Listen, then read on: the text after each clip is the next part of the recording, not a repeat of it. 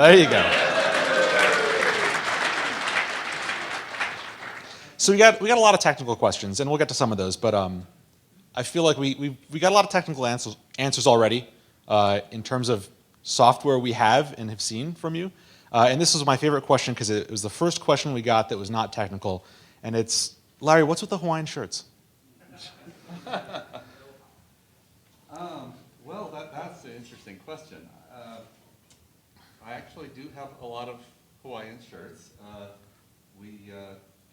think last time I counted, it was, about 20 of them in my closet. But in fact, most of what you think of as Hawaiian shirts, many of them are not in fact Hawaiian. This one is Australian. I was tempted to wear an African shirt today.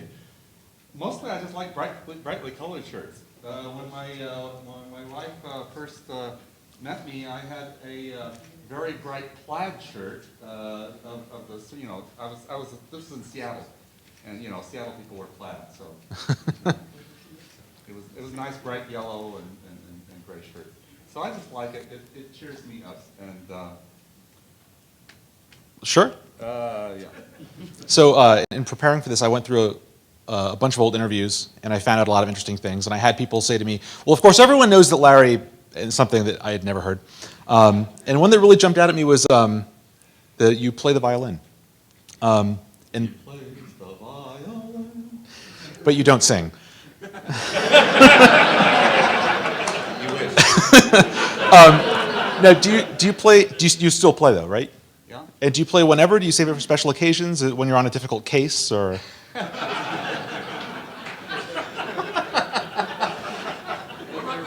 Wrong hat for that.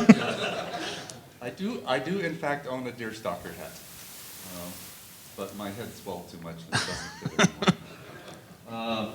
I do play occasionally. I can't play as often as I like because I'm kind of getting old and my neck is arthritic, and if you hold it right, you're actually holding it up with your neck. So I play every now and then. And you I do played. enjoy it. You played since you were young.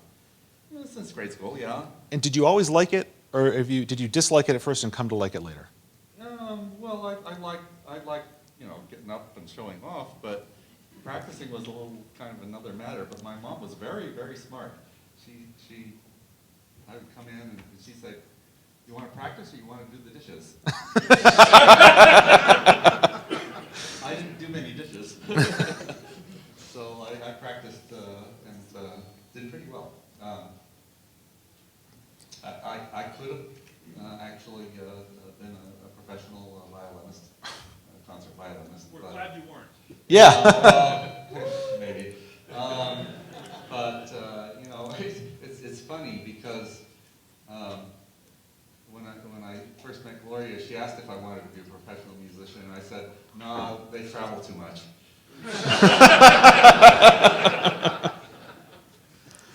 But I was just always a person who was interested in too many things, and you sort of have to dedicate your life to music, especially in college. You can major in music, it kind of eats your life. Same with the art major. Have all these literally one credit courses that you have to put way too much effort into.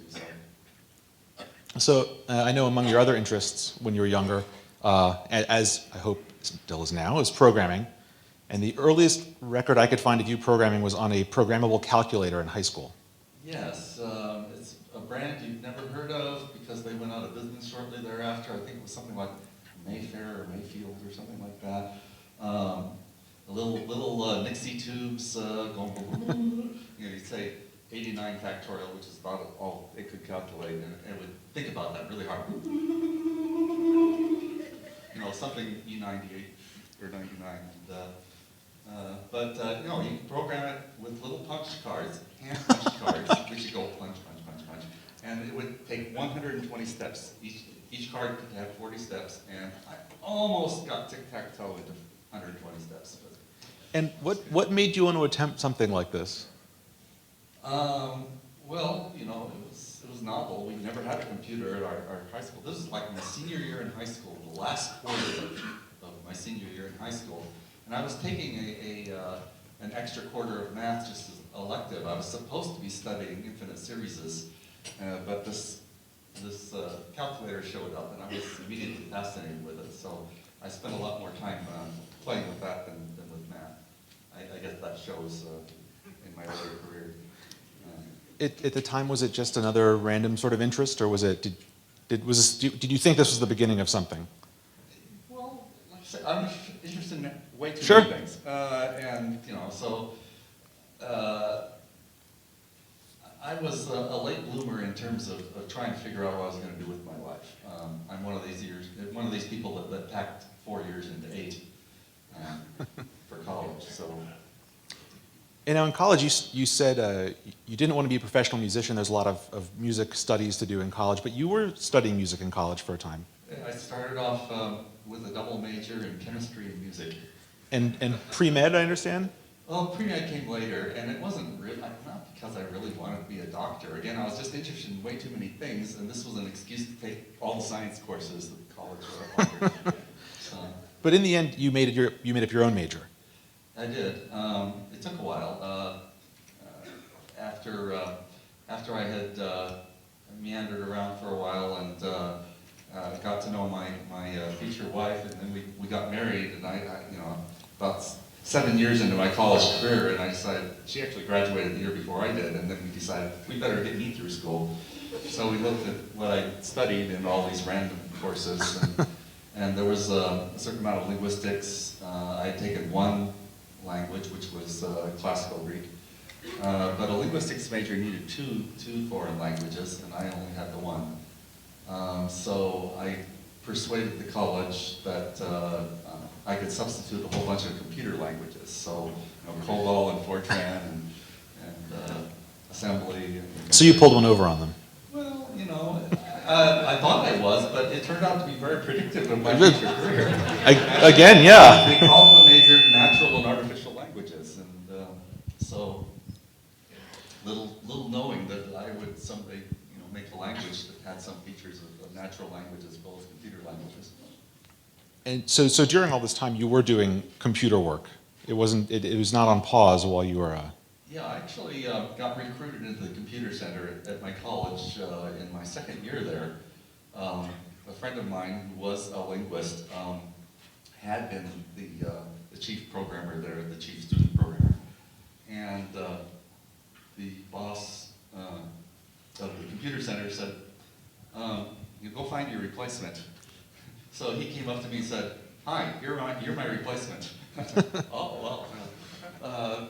But he had known me from in some other context, so he kind of thought I could deal with it. And I had already impressed the computer center director earlier once. I had written when I was taking honors physics. One of the things you do is an experiment to determine the force of gravity, so how fast the thing accelerates. Little spark. So we're supposed to write a program to calculate this, and this was on the old computers where you got 6 letters for your program name, and everyone else named their programs with 6 letters, and I was really lazy, and I just named my program G because that's what we were calculating, G. And the computer center director said, "Wow, you're really lazy." I guess he thought that was a good thing because he hired me. I wrote a registration system for the college and installed it in various other colleges as well as our own college. This was all written in Basic Plus, and I started this off as a student. After 3 years, what happened was my brother-in-law, my future brother-in-law, well, he was my best buddy in college. He had loaned me The Lord of the Rings, and what happened was, I had been majoring in chemistry and music, and this kind of just knocked me over sideways because I had sort of been ignoring this whole literature thing, and like I say, I'm interested in too many things. So I got interested in that too, and so I had no idea what I wanted to do with my college career at that point. And so, like all good preacher's kids, when I didn't know what I was going to do, I went off to Bible school for a year. That didn't work out really good because I was just like starting to think for myself at that point, and they were just tell me what to think. So after that year, I didn't know what to do, but my old college kept calling me up and asking me about this registration system that they started working on. And after spending hours on the telephone back then for nothing, I said, I could be getting paid for this. So I went back and worked at that college for the next 3 years, and that was a good thing, because I would not have met my future wife if I had not gone back to that. Check, check. Whoa. Power.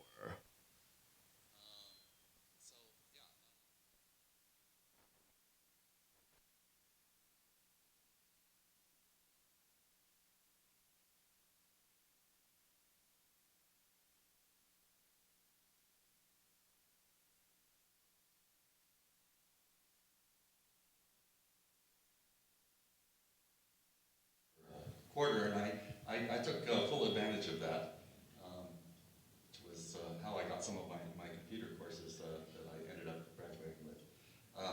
While I was there, I finally did the thing. How many of you had the nightmare of, you signed up for a college class and then forgot to go to it? Okay? I had that nightmare too, until I actually did it. Yeah, well, I got a, they were kind to me and gave me a no credit, but and now the funny thing is that this course that I failed due to that reason was the one entitled Preparation for Marriage.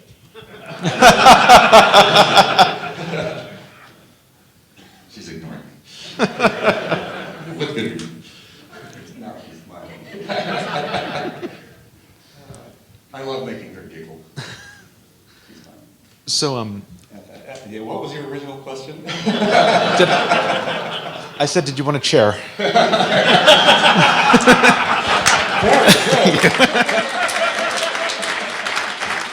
So, what color was the bus driver wearing? that's right. So beyond working with computers for money, which is a wonderful and noble endeavor, I know you've done a lot of hacking outside of that environment, and not just outside of programming, but your house to some extent is automated. I understand when people are approaching. You got a defense perimeter. What's the weirdest bit of hardware that you've integrated with or spoken to?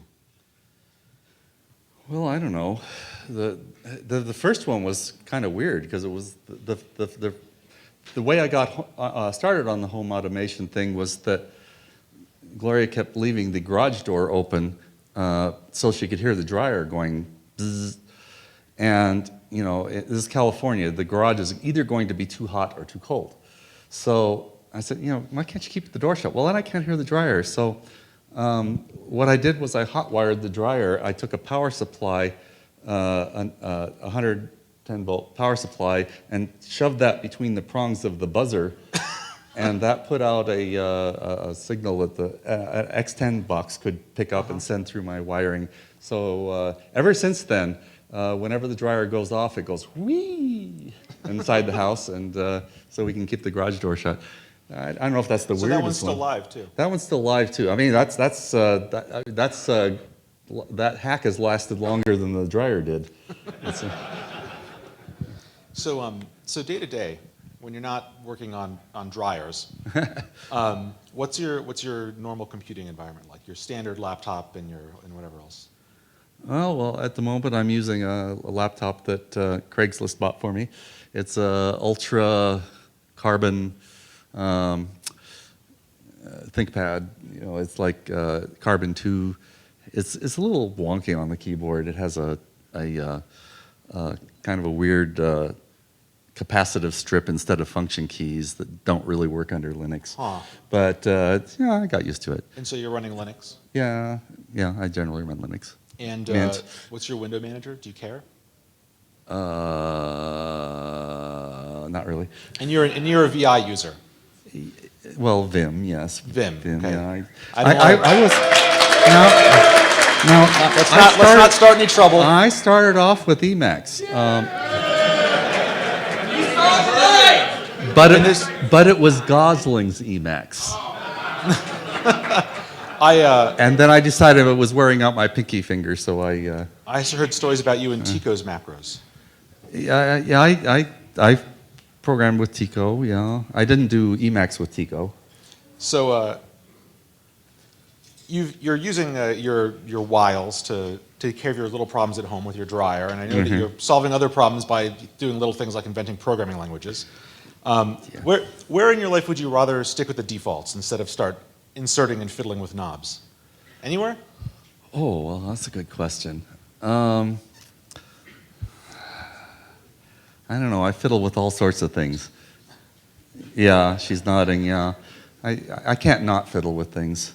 I mean, I've had to, kind of pick and choose lately. I used to fiddle all the time with my car, and I just don't have time to work on my car anymore, even though that's fun. Is it still a 1977 Honda Accord? I finally had to bid goodbye to that one, I'm but I very have an sorry for your '88. loss. I have an '88 Honda Accord. Okay. And you drive stick? Well, I can. Do you prefer? Yeah, kind of. Someone told me you like making road trips. Oh yeah, our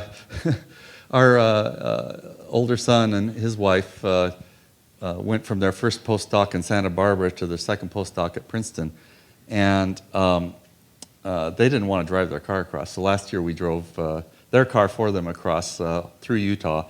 I highly recommend Capitol Reef. It's gorgeous if you can get down there. It's not the famous thing. You think of Zion and Bryce, but Utah is just chock full of beautiful scenery. It's beautiful. And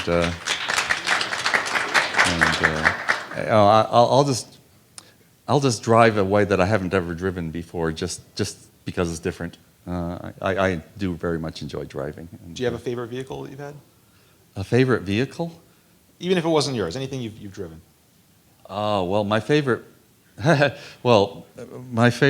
story about a vehicle was the time I took my 77 Honda Accord was actually my favorite vehicle because I bought it new even before I was married. But my favorite other vehicle is related to that because while I was working at Jet Propulsion Laboratory, my office mate, he was driving a Lotus. Oh, sure. And one day he came in and said, I need a jump. So I went out with my little Honda Accord and I jumped his Lotus.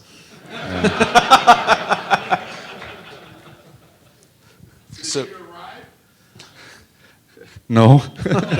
didn't get a ride. So, I had ridden in his car already, but it was nice and zippy, yes.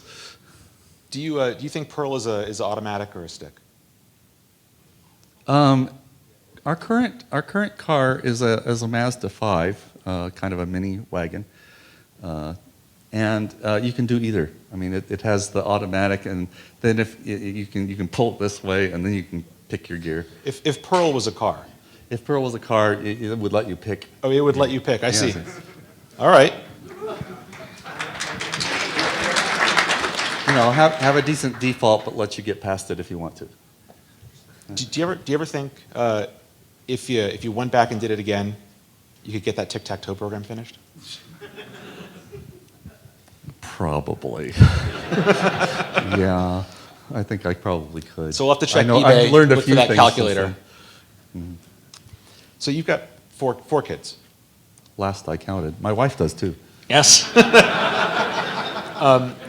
So a lot of people in my generation are now becoming parents. I have a daughter, she's 8. My condolences. And she's wonderful. And They always are. probably not Except watching when the they're not. stream, so I guess I don't have to. But a question that I hear a lot among programmers my age is, how are you going to encourage your kids to want to be programmers? And at first, this is a question I was concerned with.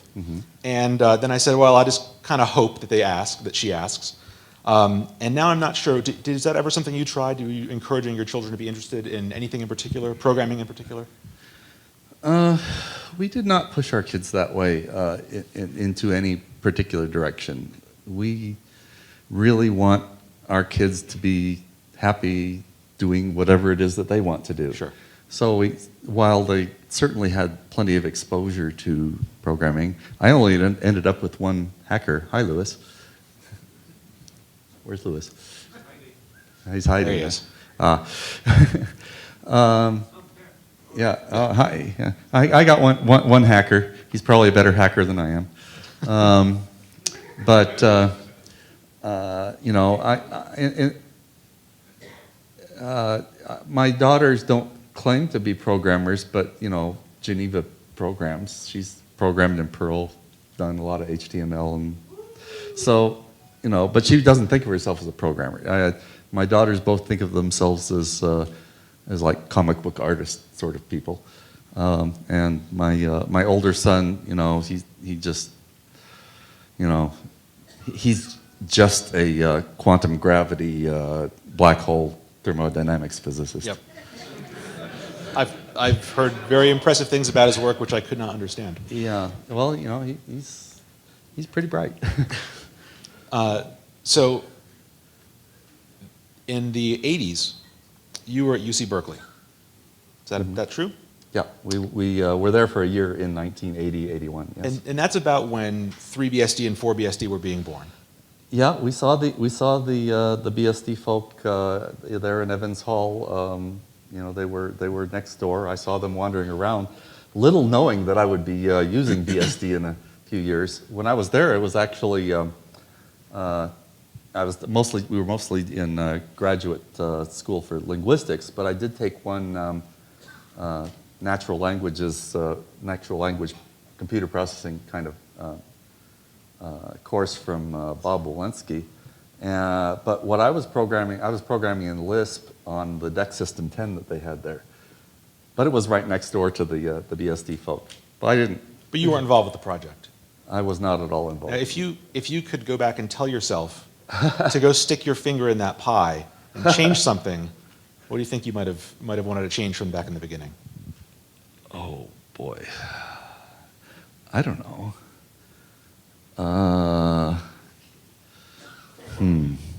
I can't think of anything.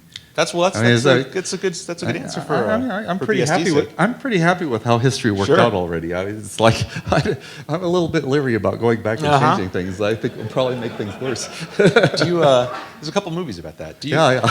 Do you remember writing? It is unhealthy to remain near things that are in the process of blowing up. I don't remember writing that, but I can believe I wrote it. That is from the man page for Warp. Yeah, Warp. Could you tell us a little about Warp? Warp. Okay, the original version of Warp was actually written in Basic Plus back at Seattle Pacific on a PDP-11 running Ristus, not under Unix. Yeah. And it was a space war game, real time, where you are the Enterprise, and you have a base that you can rendezvous with and recharge from, and there's all these Ks. It's just letters, you know, and starts, and everything changes once a second. That's the sense in which it's real time. It just moves everything, and you know, you have a velocity going around. It's a double wraparound universe, and it's kind of addictive. Partly I did that by social engineering. When you finished a round, it would say, at the bottom it would say, type space to continue, and everyone would just, you know, automatically obey. You know, they hit space. And then once you were in the next round, you couldn't quit. So they just kept playing it and playing it. The most interesting thing about that particular version of it was we had the guys in the office that liked to play it there in the computer center, and you know, it was like on VT 100 kind of terminals. But one day I realized, oh, I could duplicate this display on a different terminal because we have access to multiple terminals there. So I put in a back door where I could watch the thing as it was playing. I could play one of the Klingons. And so the guy would be playing the game on the other terminal there, and all of a sudden one of these Klingons would get just really smart. and just clobber him to death. Like, what? And so that was a lot of fun. But the comment that you saw was actually after about the time that shortly after I released the first program I released was RN, but Warp was somewhere around the same time there, and so I rewrote the whole thing in C. I didn't put a backdoor in the C version. But I thought about it. Yeah, we added a lot more fancy universes in that version, and Do you still play? Does it still compile? It still compiles, but the problem is that the explosions and the turbo lasers and the various effects were all timed by you sending nulls between the characters, and then like under X Windows or a windowing system, it just eats all those, and so you never see anything. It's like, oh, nope. So I'd have to come up with a different timing mechanism to make it actually work right.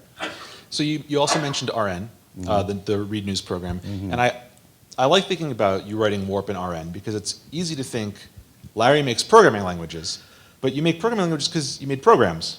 Yeah, well, and RN had a macroing kind of programming system built into it.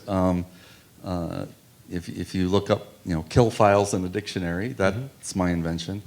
And those were programmed by, there's ways just say plonking somebody into the kill file, but you could also actually program it with this whole, you could remap all your keys however you wanted. And it's pretty fancy. Do you think there's a continuum between writing a language and say an application? Do you think they're distinct pursuits, or how do you think they're related? Well, they're overlapping skill sets. Yeah. Certainly there are a lot of people who are good at certain kinds of programs that think they're good at languages and aren't necessarily so good. But So RN had a little language in it. It did. And you said that at the time you wrote the original Perl, it was pretty popular for people to write little languages. Yeah. And you wanted to write a bigger language. So you made Perl 1, and then 2, and 3, and 5, and now 6. When does it all end? Are there any assassins in the house? Hopefully not today. Someone said, is it the case that the very last thing I see on the face of the droid that hunts me down will be the sardonic, lopsided grin of Camellia?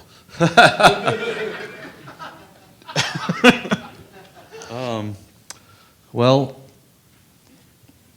I don't think so. On the other hand, you said, in the area of computer languages, there's just a certain number of people who are interested in developing their own computer language, and you can't stop them. They're just going to do it anyway.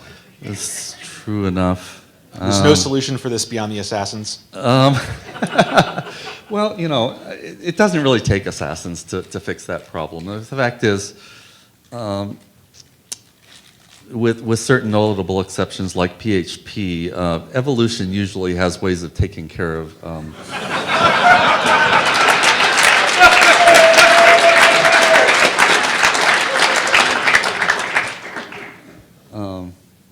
yeah. Sure. Well, no one rid us of this turbulence. One of the interesting things in Perl 6 is that you're defaulting math to rational numbers, which is contrary to the current practice, which is common, of just using the built-in IEEE floating point operations. But in Perl 1, that was something you said was one of your best decisions, was switching to IEEE instead of using the BC as the back end. Yes. So when did it become obvious that that was a good decision, and when did you realize rationals was a better decision?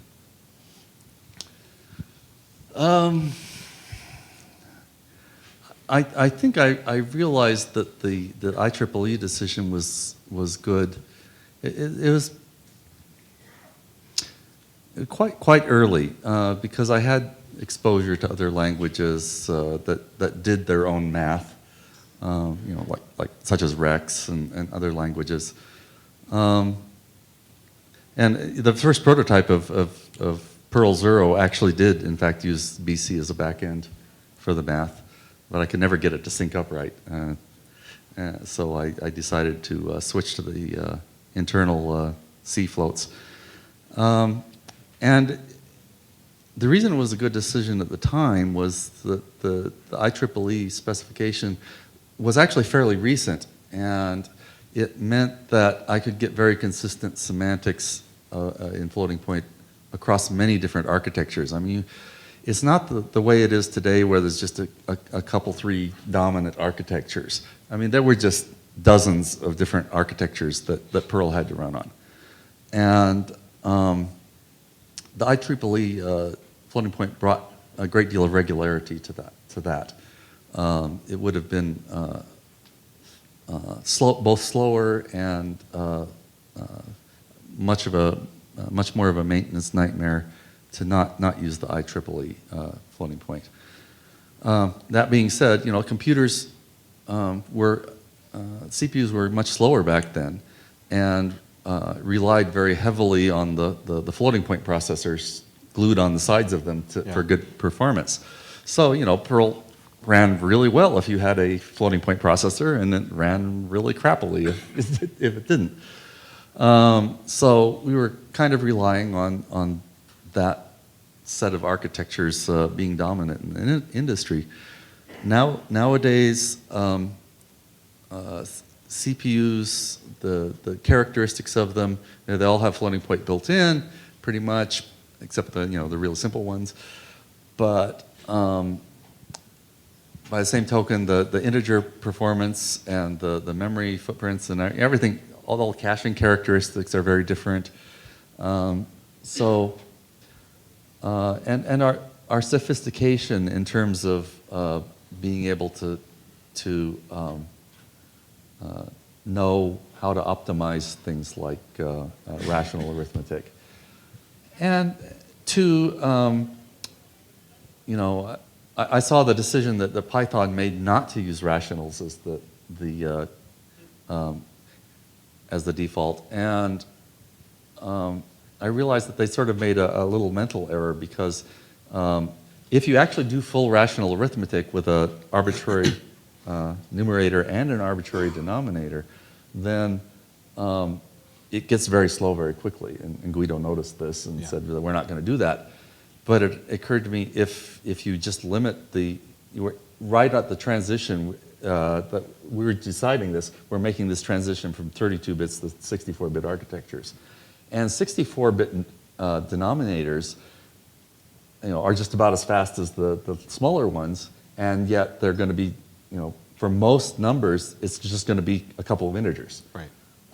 You don't have very many. You can have an arbitrary sized numerator, and if you limit the denominator to 64 bits, you can keep the speed up, almost as fast as your floating point processor would do it, and you can keep it exact until your denominator gets too big. And as long as you're not multiplying too many denominators together, most of our arithmetic that we do with fractions, it's dollars and cents or euros and, Right. It tends to be small amounts of fractions. So it's very useful to have exact arithmetic for limited fractions.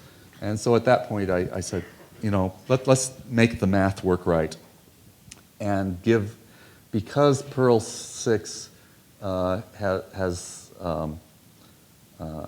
sort of taken this idea of gradual typing, it then becomes very easy. If someone really wants the floating point, as soon as you declare part of your calculation in floating point, it automatically does the rest of it in floating point. It just sort of carries through. And if you actually look at Perl 5, you'll see that the gradual typing hooks have been in there for ages. There was always a spot in the grammar for those types that we never did much with. And you'll notice that in Perl 6, that we actually use that slot. You can say my int $x. Right. So we finally got to the place where we could actually start exploring that gradual typing, and that the ability to have those type distinctions in Perl 6 is part of why it became a good idea to default to the rational arithmetic instead of to the floating point. Let's default to correct, and then you can optimize from there. For fast, Can we get some waters up here, Steve, maybe? Thanks. Fantastic. I don't know about you, I'm parched. The Utah air. So you said that you made This one's upside down. Yeah, try turning it. Oh. Yeah. There you go. He's smart. You said you finally became convinced to switch to using the IEEE. Do you remember who convinced you? No. The documentation says that it was Mark Bagar, Yeah, well, that's someone I assume you're still in touch with. Yeah, he lives in my house. So, Well, he had renal failure a couple of years ago and has to be on home dialysis. So he couldn't get up and down the stairs to his condo. So we put him in our spare bedroom. So he's living with us now. was it through Mark that you met Gloria? How did you meet Gloria? Yeah, he's the guy who loaned me the Lord of the Rings that ruined my college career. So he also introduced you to the Lord of the Rings. Yeah, so it's, all those quotes that you Yes. see in there, that's also his fault. Yeah, and it's funny because he had known me before Gloria knew me because he was several years ahead in school, and he just made sure we knew each other. He didn't actually push us together at all. He just made sure we knew each other, and eventually the magic happened. My first memory of Gloria, after I came back from the year away and started working there, my first memory is probably, it's a little fuzzy, but I think she was wandering into the computer center behind Mark, and they were discussing whether or not rocks might be sentient. These are sort of friends you want to have in college, and they were great friends. Lots of things we could talk about. From literature and math and everything. But I was actually madly chasing another lady at the time, and then for about a year after that, there was another gal I was actually engaged to for a year. So. It never occurred to me that Gloria and I might be romantically inclined at some point, but then after a couple of years of being good friends, my fiance dumped me. I'm glad she did. She was right. And so she. So this was like right at the end of the school year. And Gloria went off, not knowing this had happened.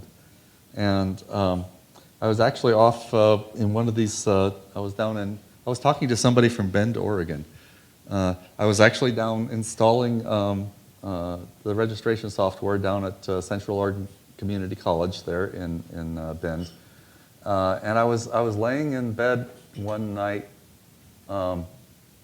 after installing this, and over the course of about 5 seconds, I went from no clue whatsoever to realizing that I was going to marry Gloria. Well done. Start off, whoa. So, but I had been working on this fairy tale, and it just was not working out right. And as soon as I realized that, I realized how the fairy tale was going to go, and I finished this 90-page fairy tale, and when Gloria came back the next quarter and not suspecting at all, I gave her this fairy tale, and told her it was basically after she read it, that it was basically my proposal to her, and it worked eventually. And you've been married how long now? Well, let's see. 37 years. Congratulations. Yeah.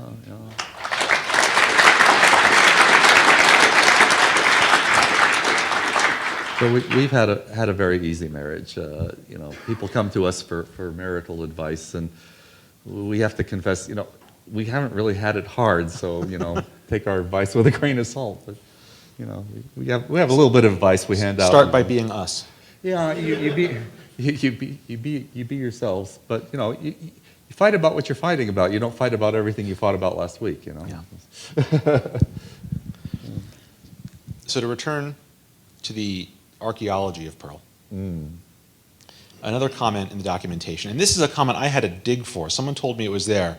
I finally found it's in a pod document commented out of the pod, is a story about why PAC had to be created for NASA. It was for Magellan. Do you recall the story? Yeah. It was great to work at JPL. I picked a really good time to work there. Magellan was a very successful project. That was the one that went and did a radar mapping of Venus. And I was mostly working on the ground data systems and the programming for that and support for that as a sysadmin kind of person. But Magellan had this little problem. It was launched with two radar radio transmitters that it was both doing the radar mapping of Venus, and then it would turn on it had kind of a highly elliptical orbit. It would come and turn and send stuff back to Earth with the same unit. Almost as soon as it got there, one of the radar units went out. So they only had this one radar unit, and so they were depending on that. And this one started going flaky. Just at random intervals, it would start flipping zeros to ones and ones to zeros. And it's like it'd be in the middle of a telemetry frame it would flip. So they had checksums and things, so they could tell which frames were, they could recognize the frames that were completely whole as in one orientation. But there were this residue of frames that they kicked out, and Tom Borum, rest in peace, was kind of the chief operator there in the building that you think of as the Holy of Holies there. I wasn't working in that building, but when you see pictures of JPL, you see this control room. It's all dark and the screen's on the side. That room is mostly for show. I mean, they put a few computers down. The real computers are on the floor above that, and the floor above that. And that's where Tom Borum works. Or worked.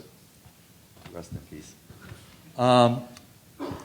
He was the sweetest guy. He cursed like a sailor, but you know the type. They're real sweetie. They're real sweetie pies, foul mouthed, but just I'm not familiar with that. You're not at all. No. You know the type. He was one of these guys. Smoked like a chimney and ran long distances for exercise. So this is why he is resting in peace. But anyway, he came to me one day and said, Larry, I know you know about these frames that flip in the middle. I think I could, if I had a decent editor, I could examine these frames. If I could see all the look on a nibble view and on a bitwise view, I could figure out exactly where these things flipped, and I could fix most of these telemetry frames, and they'd have more information to go on. So I wrote. This was actually before Perl 5. It was Perl 4. Maybe it started out in Perl 3. 3 says the documentation. 3, yeah. okay. And so I wanted to be able to decode strings as nibbles or as bits.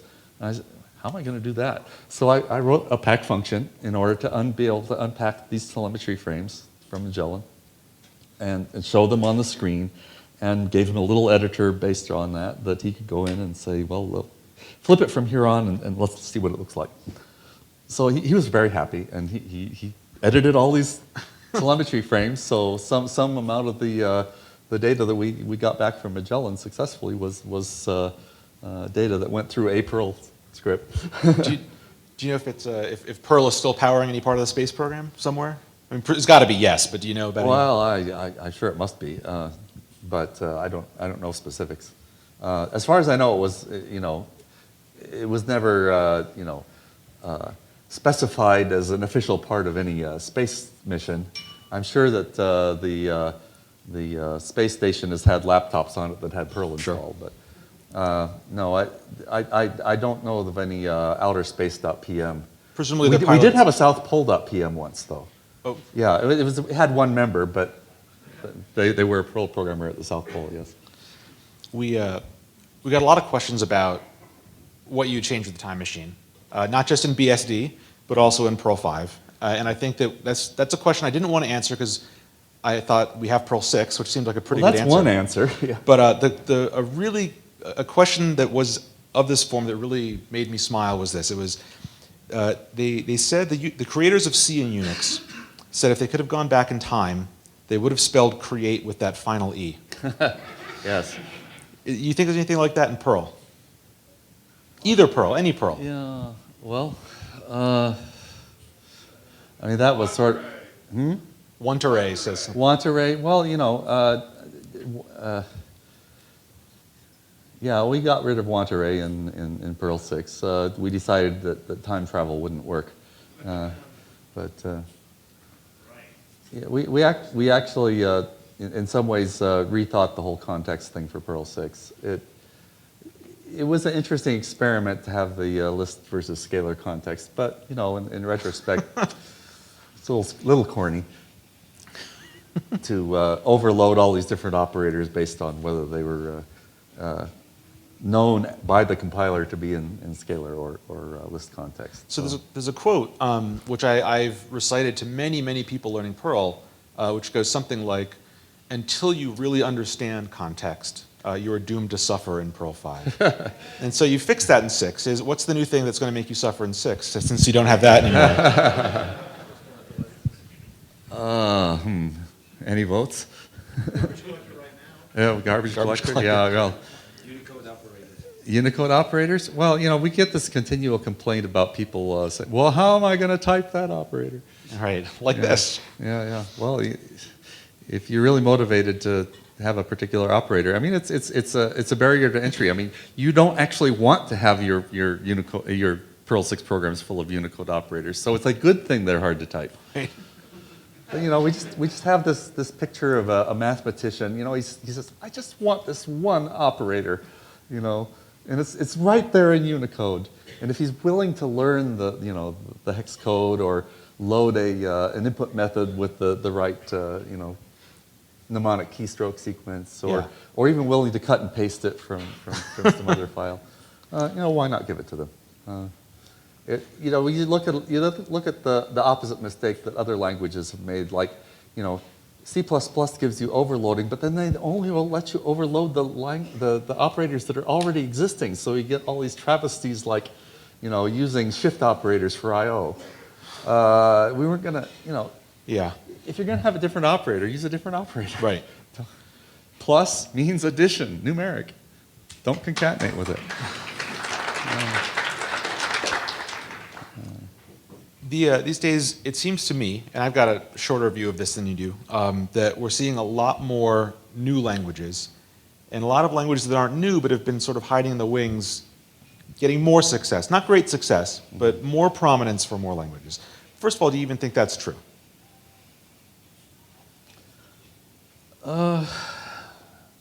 Well, there's always this ferment of language design, and people, there's hundreds of languages out there, some of which are sleepers, some of which are brand new, some of which pretend to be new, but they're just sort of a redone older thing. And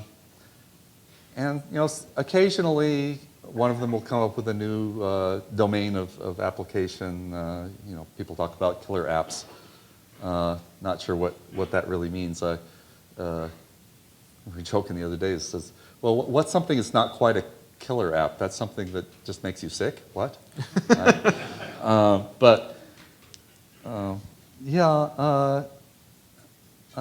suppose it's kind of true. Is there a second part of this question? Maybe. So when Perl 6 was started, this is the infamous mug throwing incident. When John Orwant came into this conclave of Perl 5 Illuminati and threw the mugs against the wall until one broke.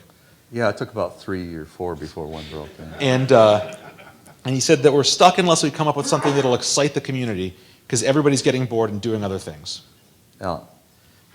He noticed that we were, becoming a little bit set in our ways, and at that point, and he lit a fire under us. I think he lit a larger fire under us than he was expecting. Yes.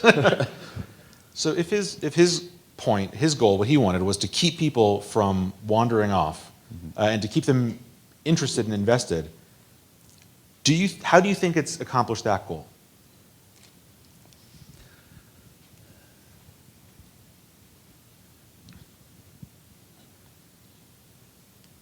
Well, you're here.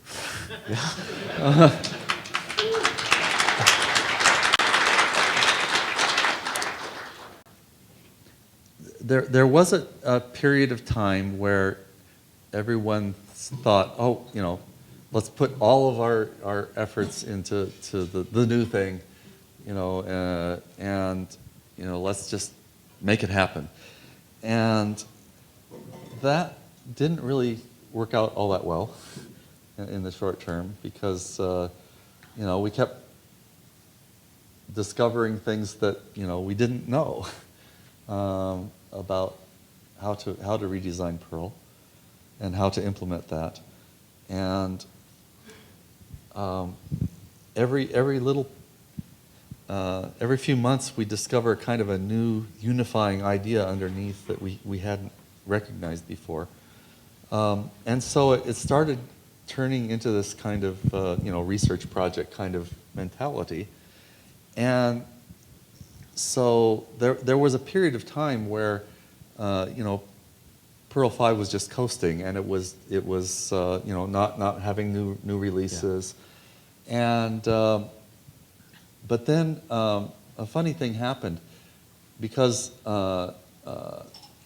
both of the projects were kind of coasting at that point, and we were losing mind share, not particularly because of the Perl 6, Perl 5 thing, but because it was already happening. I mean, that was what John Orwant was pointing out. Right. There were other competitors coming up with other strengths, Ruby, Python. They have their kind of their strengths that they were pushing, that we were having a hard time having an answer to. But what happened there partway through was people like Jesse Vincent and others said, we need to also think, not just redesign the actual language, but part of the original mandate of Perl 6 was also to redesign the community. And so people like Jesse came in and said, we need to, and Chromatic and others, they said, we need to have periodic releases. We need to put this on a clock and just, start clicking things out, release early, release often, and get the process going. And then, Jesse got this going really good for Perl 6 in the way we thought of it, and then he abandoned us and did the same thing to Perl 5. But that was a good thing. I mean, that was the beginning of this starting of flowing back of ideas not just the release schedule and the technology, the infrastructure of that, but also some of the newer ideas. Back in the late 1900s. Boy, that sounds terrible, doesn't it? We had some terrible battles on Perl 5 porters, because everyone was all in the same mailing list, and there was all these personality things going back and forth, and we didn't know how to deal with that. And with the Perl 6 experiment, we had broken things into separate mailing lists and started getting telling people, okay, it's not just the lead. Everybody has the mandate to kind of keep things civil. The leaders, people are allowed to tell people when they think they've been out of line, and kind of have a cultural, it was kind of social engineering, but that sort of idea started also flowing back and forth between the two communities. And this was also when we started getting this notion that we should stop thinking about Perl 6 as the successor to Perl 5, but as this more modern idea of sister languages. You can't kill a language. Right. We still have COBOL and Fortran running out there. So And so this also was developing into this notion of all these maintenance releases that as long as someone is willing to maintain them, more power to them. You know, we'll maintain the old. As long as someone's willing to maintain that old Honda Accord, you know, it keeps running. We had a new version of Perl 1 not too long ago. didn't we? Yeah, yeah. So- it was. I think it was called Puny. There were two of them, yeah. There was Puny for Pony, and then there was just a maintenance release of Perl 1, so it would there compile was that again. too, yeah, just that. Yeah, For all- just updating it so it would compile again. Vital yeah. work. But yeah, if you go, but you see a lot of the. If you go back and look at Perl 1, it had some of the ideas nascent that are still being talked about here. It had a test suite. Yep. You know, it'd say OK1, OK2, OK3, OK4. So it was kind of the seed of the test anything protocol there too. Sure. Yeah. So if people are always going to be leaving at some rate to go to other languages, because the language fashions are always rising and falling, Yeah. I know that Perl is your true love, language-wise. If I'm glad you qualified yes, if you were going to walk out on it, where do you think you might want to find yourself these days? What languages interest you? Oh, I don't know. Okay. Perl's just been too good to you. Well, you know, Perl has this unfair advantage that, you know, I think just like the language designer thinks. And, you know, for some reason, the implementers of Perl seem to pay attention to my wants and desires more than other language designers and implementers do. So, you know, I got a good thing going here. Yeah, it's fair enough. I mean, I think that it was actually, you know, probably about 20 years ago, I realized, you know, I wrote Warp and I kind of abandoned it. I wrote Patch and I kind of abandoned it to other people to maintain. I wrote, you know, RN and these various other, you know, metaconfig, and, you know, I got bored with them and you know, eventually handed them off to someone else to do. And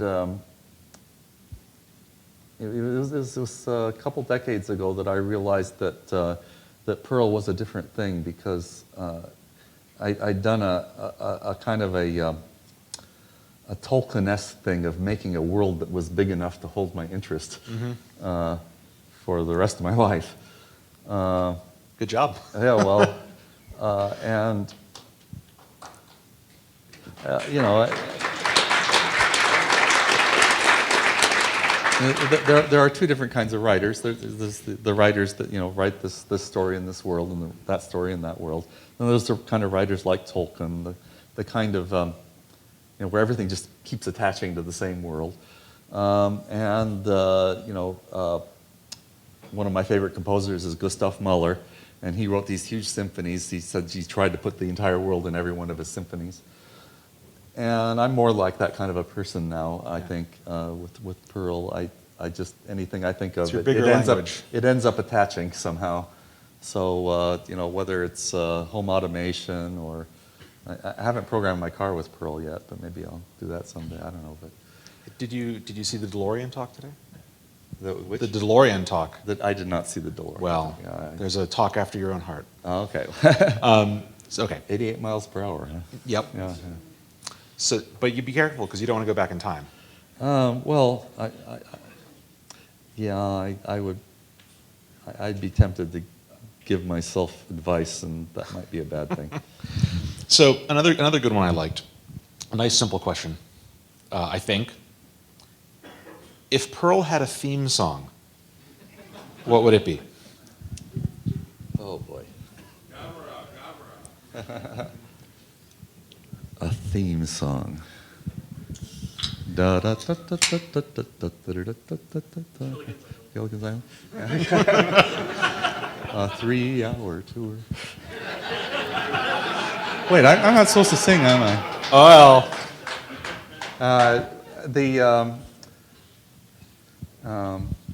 Or one I actually played for the very first Perl conference. The end of the Civil War was near when quite accidentally a hero was born, reluctantly. Yeah, F Troop. I wrote a program in Perl called F Troop. Oh, you did, I did did. you? So, and why a butterfly?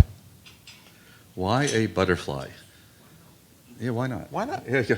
Works for me. Well, it can be brightly colored. I like bright colors. But I, for a very long time, I thought that. Let me back up one more step beyond that. When we got the 361 RFCs in for what Perl 6 was supposed to turn into, one of them was Perl needs a new mascot. And they didn't say what the mascot should be, but people said, the camel. It's kind of, it just doesn't excite a lot of people.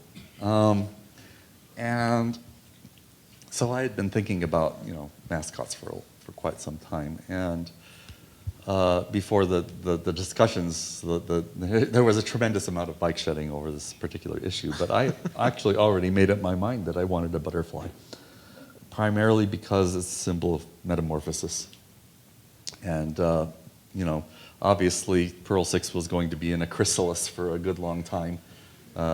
Mutating into whatever adult form it was going to be. So we're kind of considering that the camel would be the larval form of the butterfly. I mean,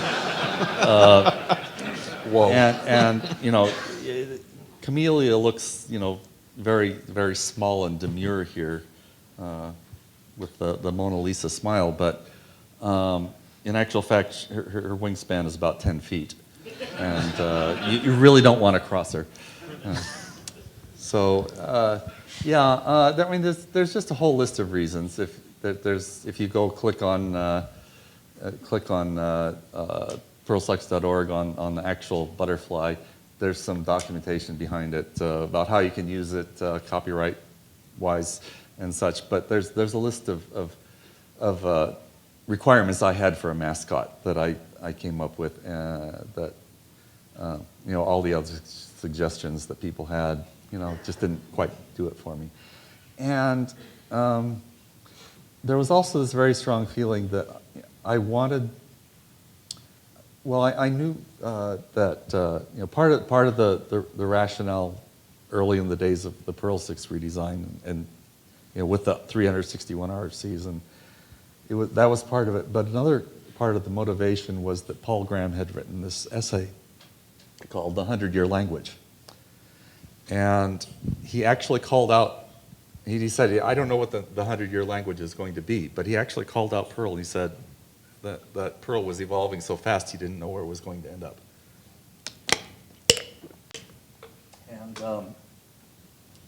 And that, there wasn't really an accident. From the very beginning, Perl was designed to evolve. If you look at the fact that the funny sigils on the front of the variables, nowadays we call them noun markers, but they did in fact create a separate namespace for variables as opposed to built-in keywords or verbs. So we could add new things without breaking old programs, even back in Perl 1, 2, 3 days.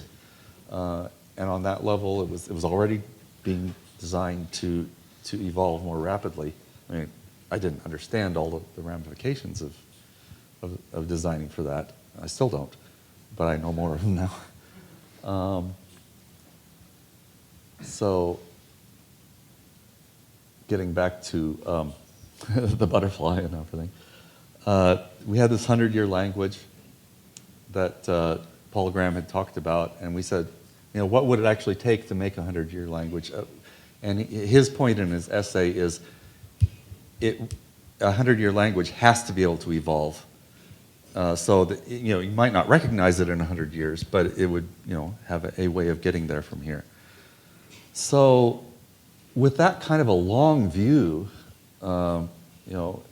right from the very start, if you look at our early talks about Perl 6, we were saying we are not designing for next year. We are designing for 10, 20, 25 years from now, intentionally. We're going to take as long as it takes to design for that and to do it right. And the Perl 5 is still a very healthy, dynamic community, even if not everyone recognizes that. And we look at you, you're still going strong. And it's great. And we realized because we had that stable base, we could take this risk. People talk about the worse is better design philosophy, that worse is better always beats better is better design. And we thought, we have a very unusual opportunity here to take a better is better crank, to actually embrace the second system, our system syndrome. So one of our slogans is second system syndrome done right. So we have this long view, and the butterfly also feeds into that because, in some sense, it's almost too late for the current generation. The hipsters, they've made up their choices about what they want right now. But the next generation is coming up. So I wanted a mascot that would appeal to 7-year-old girls.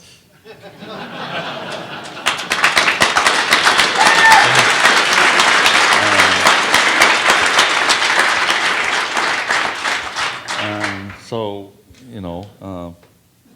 I drew one. And this goes back to answer my question about how to get my daughter interested in programming. Well, this is just one bit of it. Sure. I mean, it has to be a massive effort across the board, and everyone has to have some buy-in to that sort of bringing things to the next generation and being inclusive of everybody in that process. I'm using the word inclusive now. We were just at Collision last month, and we had an interesting conversation with a fellow there who he's a black software engineer, and he says he got up and talked. And he said, "I'm very unusual. You will have noticed this. There are not many people who have my skin color here." He said, "But I've had my struggles with that." He says, "I'd just like to make one suggestion." And he said, "I'm tired of the word diversity. I don't want to be diverse. I want to be included." He said, if you're aiming for diversity, then you're trying to get, one of everybody. It sort of turns into quota thinking. Instead, think about being inclusive of everyone. Just what does it take to make everyone feel included, regardless of, who they are? And I thought that was an interesting.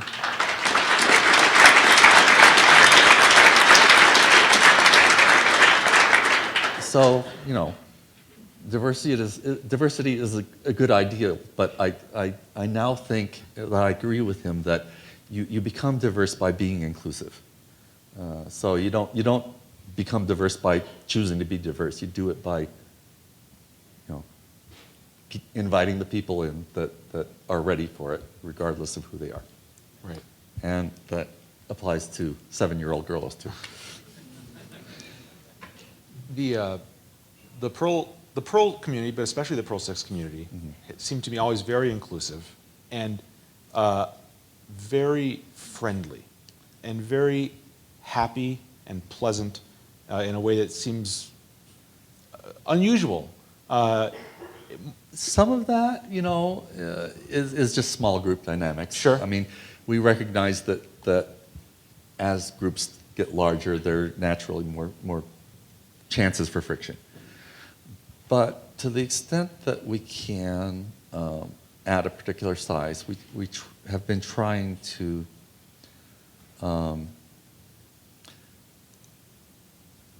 make the Perl 6 community one that gives people the benefit of the doubt on many different levels. So you've heard we talk about forgiveness is greater than permission, just in terms of submitting patches and things. If you goof up, that's fine. We forgive you. Might whack you upside the head, but we forgive you. But, we encourage experimentation, trying things out, possibly failing, but also people come in and they're sort of trying the community on for size, and often people coming from other communities have learned, almost their other communities have almost trained them to be trolls. Right. And some subset of trolls are, sort of hardwired that way, and you're not going to fix them. Some people are naturally just kind of poisonous, and you have to be careful of them. But a lot of people that come from dysfunctional communities just have a way that they've learned of being defensive about things.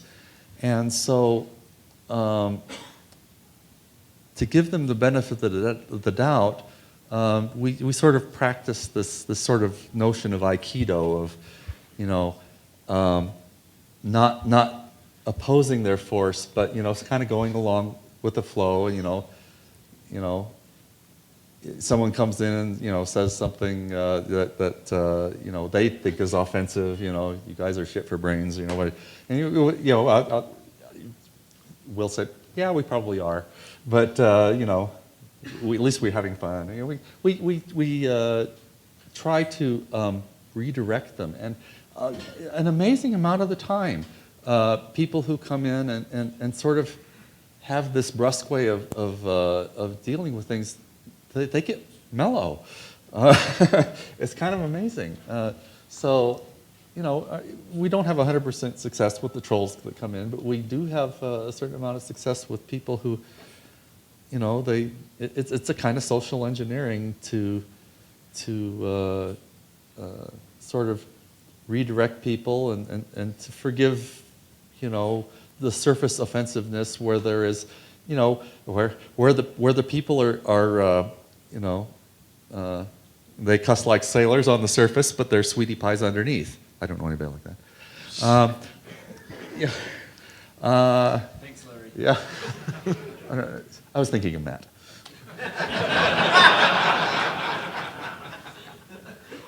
Yeah, don't take things on yourself.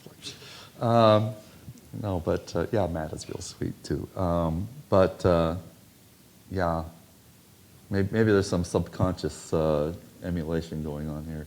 I hope not. You hope not. No, no. Actually, I'm growing my hair out because I went to church and they told me to be more like Jesus. So. Yeah. So, speaking of Jesus, Okay.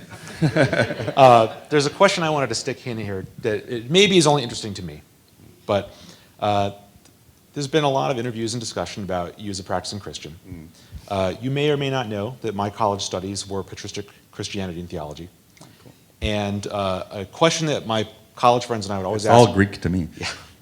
Question we would ask I each other study Greek.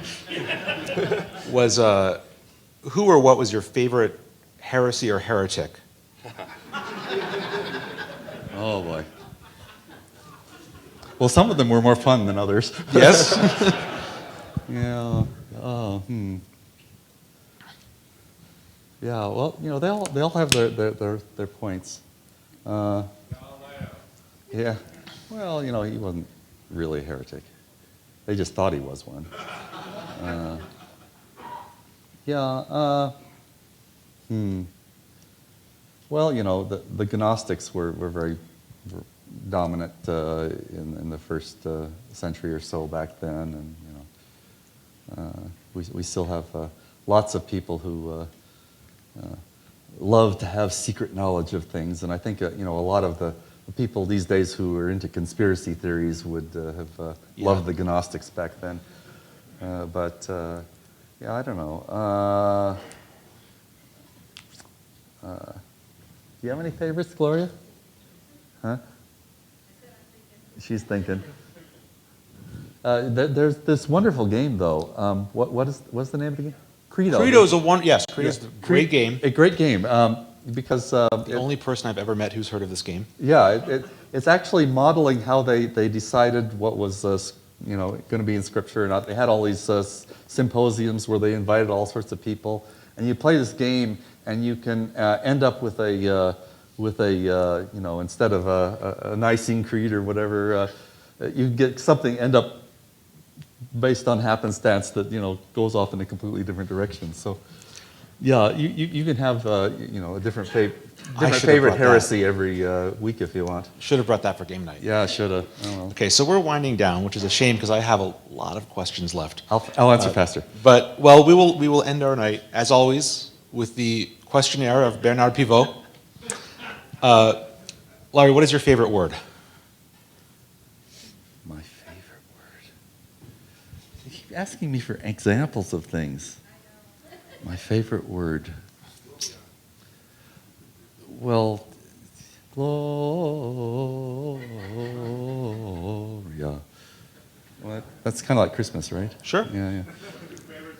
And what's your least favorite word? What, my least favorite word? Fear. Fear. My favorite color?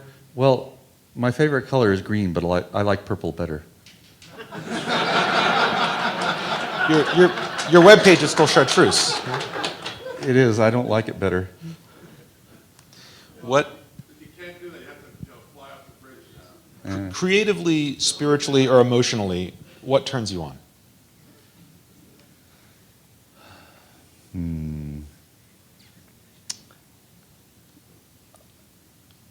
Just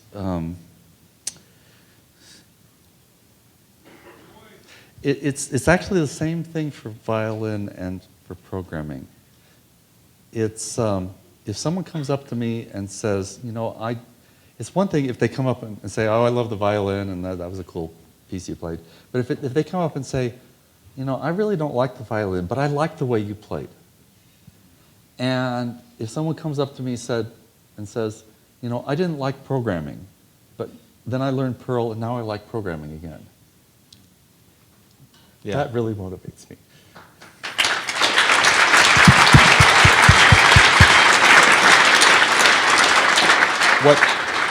What turns you off? What turns me off? People being mean to other people. What's your favorite curse word? I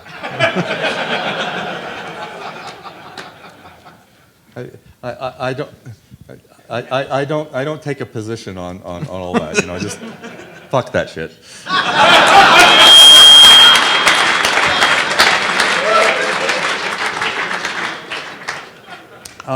If you're a linguist, all the magic goes out of language. People think words are magical, and they really aren't. They just sounds. But you can do funny things with them. Well, then maybe this is a redundant question. What sound or noise do you love? What sound or noise do I love?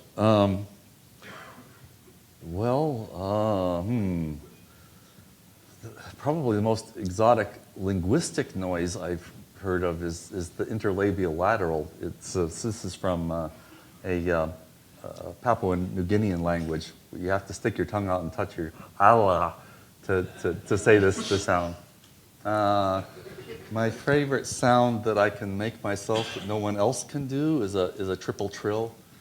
They have trills in phonetics. You can go like you have a dental trill, you have a labial trill. But you can put them all together if you want.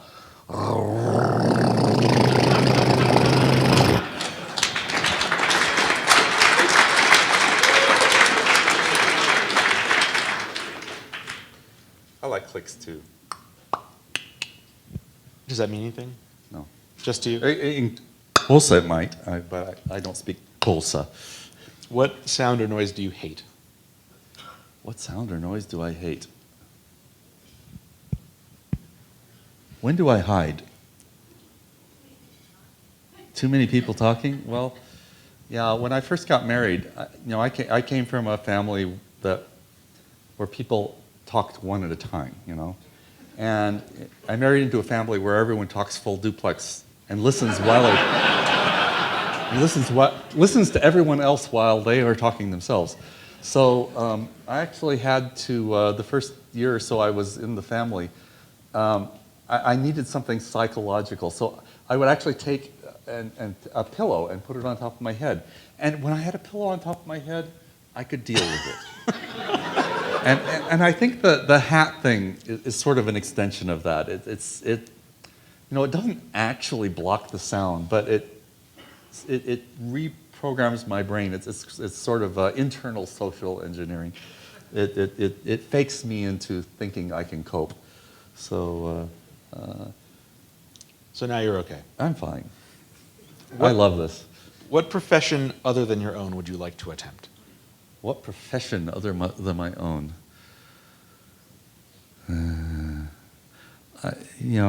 I would love to have been a professional golfer. What else? I would love to have been a concert violinist. I would have had a lot of fun with that, but then I'd had to ignore everything else. Yeah. Basically all the professions where you get up in front of somebody and show off. I love those. But I also, it's funny though, because, when I look at what I actually do in many walks, I actually like doing infrastructure. When I was in college, I worked in AV. Once there's all these support kind of roles that once you've ever done them, if you're ever in AV, you're always an AV person. If you're ever a sysadmin, you're a sysadmin for the rest of your life. It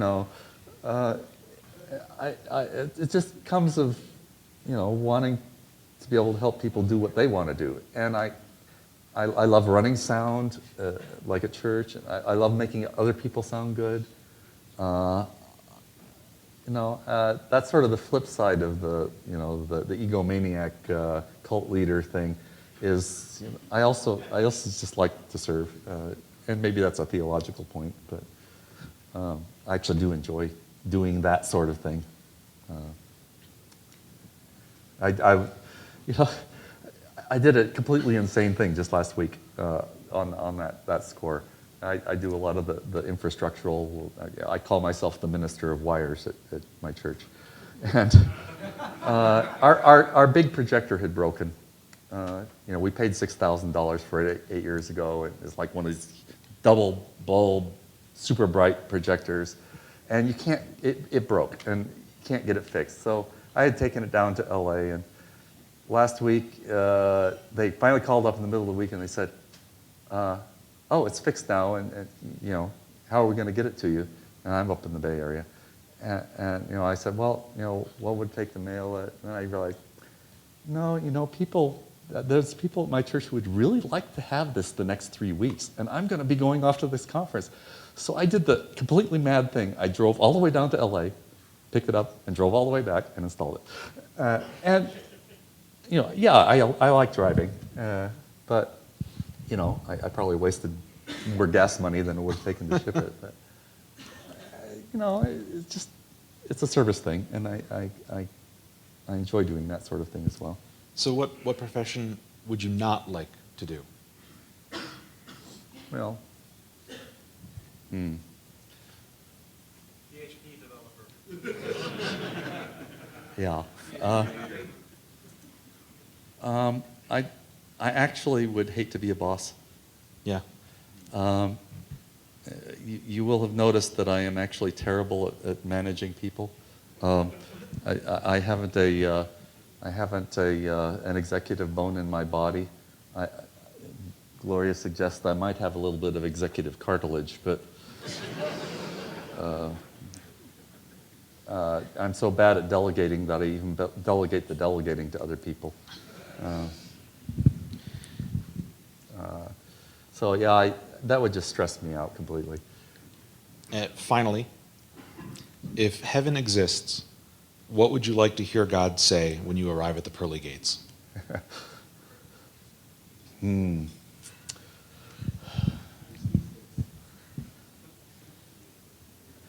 I think that I would like to hear him say, "I created you in my image to be creative And thank you for helping other people be creative. That's good.